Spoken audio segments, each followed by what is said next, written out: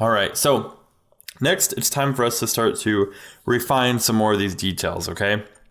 So we're going to work up through our layers again. This time we're going to start with the sky, okay? Now this is where we can add any variation, or if we want to bring in some clouds. So I do think I want to bring in a little cloud, so I'm going to turn these other layers back on so I can see how the composition is working out.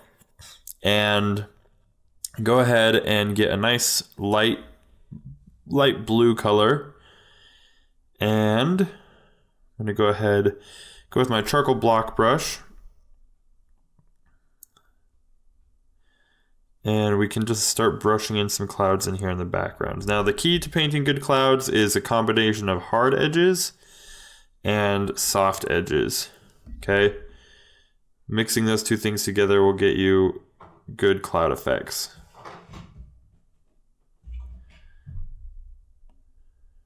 It seems like this is a little bit too big, so I'm gonna undo it.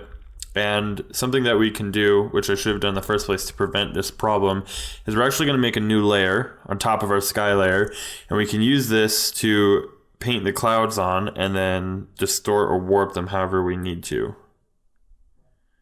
Okay. So let's say we like this one, but it feels a little bit too chunky. Now we can just go ahead and take that selection tool, squish it down, right? Put it anywhere in the sky we want. We can even, you can either lower the opacity so it's not as strong.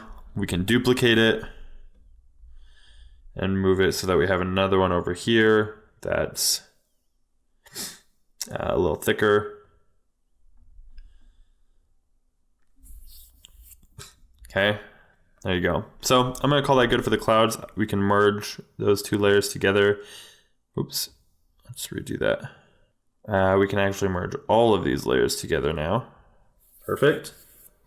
And let's move on. The sky, I mean, it doesn't really need a whole lot of detail or anything because it's mostly just a gradient, but we can move on now to the actual island itself, okay?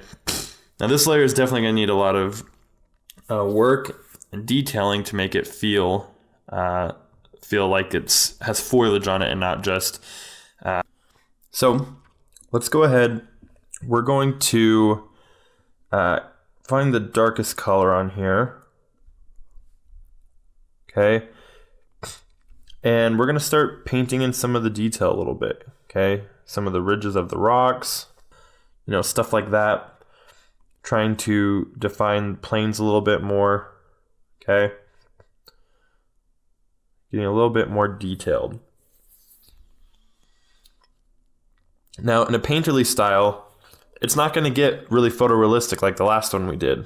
You'll still be able to see individual brushstrokes in some areas, and that's okay, because that's what's going to help it look like a painting instead of like a traditional painting almost, instead of a digital one. And that's what we're going for. So if you could still see some of the brushstrokes, that's not a big deal. That's kind of what we want.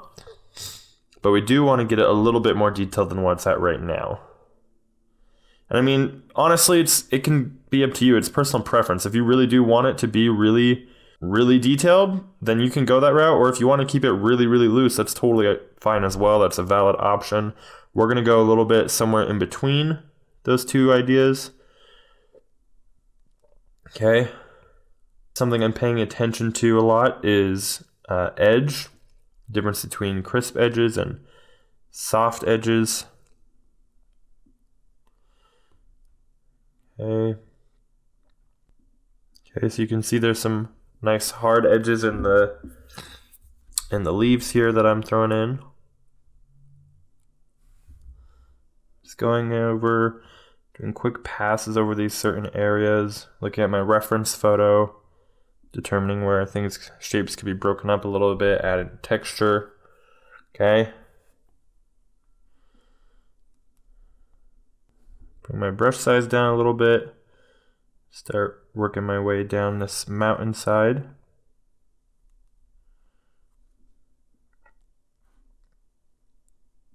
I'm going to go ahead and grab this color right here. It's like a light blue color.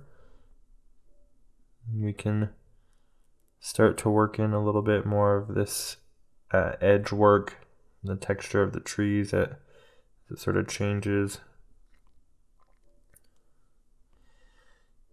Okay.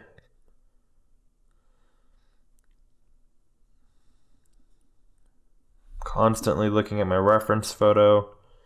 I'm not copying it exactly, but I'm just using it to get an idea of, where certain colors go, how much of a certain color, how to break up the textures, how to think about the edges.